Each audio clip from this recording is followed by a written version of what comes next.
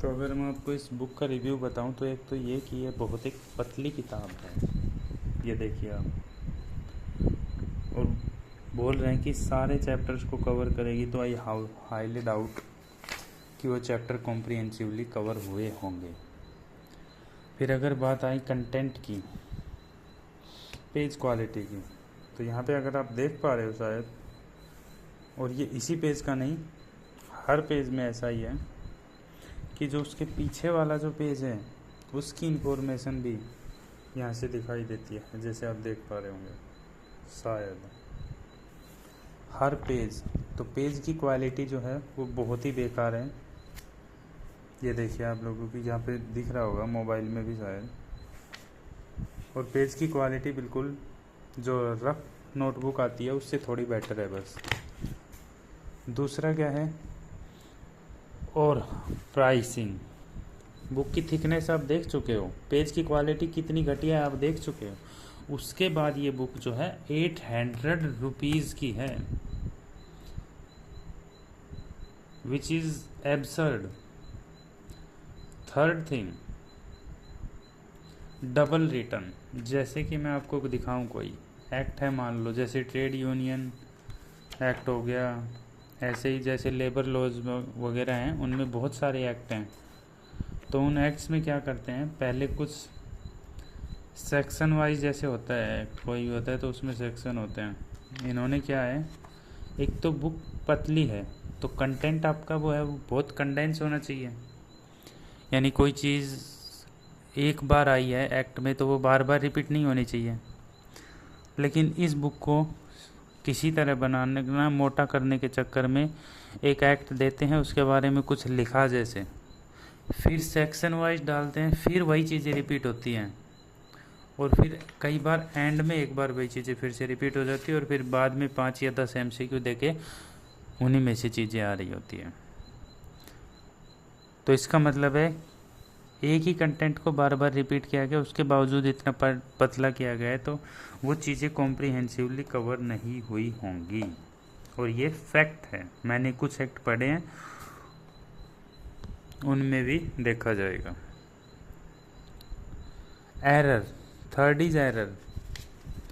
For example एक act है, उसमें है कि हाई कोर्ट के पास अपील करने के लिए मिनिमम कितने पैसे का मुद्दा होना चाहिए। ये बुक 3 जगह लिखती है इसको, एक जगह 10,000 लिखती है, एक जगह 5,000 लिखती है, और फिर एक जगह फिर 5 या 10 में से कोई एक लिखती है। यानी कि अलग अलग चीज़ें एक ही एक्ट में वहीं पर 2 पेज के अंतर में ही अलग अलग चीज़ें लिखी हुई हैं। और नेक्स्ट थिंग इज डिलीवरी। जो आपकी सरकारी डिलीवरी है, आपके डाकखाने में किताब आएगी, ये एक्सप्रेस भी, ये सब डिलीवरी इन सब कंपनी से, जिससे फ्लिपकार्ट और अमेजन की डिलीवरी आती है, इनसे नहीं आएगी, बल्कि एक ये जो अपना डाकखाना होता है इससे स्पीड पोस्ट से डिलीवरी आती है, तो ये स्लो डिलीवरी ही होती है। मिस प्रिंटिंग और इंग्लिश ग्रामर मेरा नेक्स्ट इशू है। जैसे ही मैं आपको दिखाऊं, बताऊं मैंने क्या पढ़ा था और उससे ये है, उधर ये प्रॉब्लम थी। जहाँ से ये शुरू होता है ना कि लेबर लॉज वाला हिस्सा इंडस्ट्रियल रिलेशन से शुरू होता है, जहाँ पे बताते हैं वहाँ पर ये प्रॉब्लम है इनकी इंग्लिश में। हाँ, ये वाला जैसे हो गया। तो जो चैप्टर नंबर 1 है, evolution of industrial relations and systems, इसमें जो सेकंड पेज है, यहाँ पर there English does not make good sense, grammatically correct नहीं है ये लोग। मतलब बुक का एक जो एग्जामिनेशन आई थिंक होना चाहिए किसी एक बेहतर आदमी के साथ जो इंग्लिश की नॉलेज रखता हो, जो कि अच्छे पब्लिशर्स के द्वारा करवाया जाए तो होता है, गारंटीड होती है। क्योंकि बुक को लिखने वाले का काम होता है नॉलेज, उसमें कुछ गलत ना हो, इसके लिए एक बार पब्लिशर की ड्यूटी बन जाती है कि उस बुक को क्रॉस चेक किया जाता है कि इसमें कोई त्रुटि तो नहीं आ गई है, ग्रामेटिकली या फिर स्पेलिंग वाइज ऐसा कुछ। तो यह इनका तो खुद का पब्लिकेशन है, तो इनको तो बस लिखा, छापा, बेचा, ठगा, मतलब एक हिसाब से बेचा तो क्या। तो ये सब चीज़ें मुझे, कंटेंट मिसिंग है, फैक्ट्स मिसिंग है, इसमें कोई डाउट नहीं है। अगर मैं इस वीडियो के कमेंट के नीचे, वीडियो के डिस्क्रिप्शन में सिविल स्टेप की टीम बोलती है तो मैं वो कंटेंट भी डाल दूंगा कि किस एक्ट से जैसे ये चीज़ मिसिंग है, यहाँ पे ये चीज़ मिसिंग है, यहाँ पे ये चीज़ मिसिंग है। फिर इनकी एक दूसरी बुक है, MCQ की बुक है, जो कि 250 रुपये की बुक है। और ये बुक 5 रुपये का जो रजिस्टर, 10-20 रुपये के जो रजिस्टर आते हैं उसके बराबर इसकी ये है।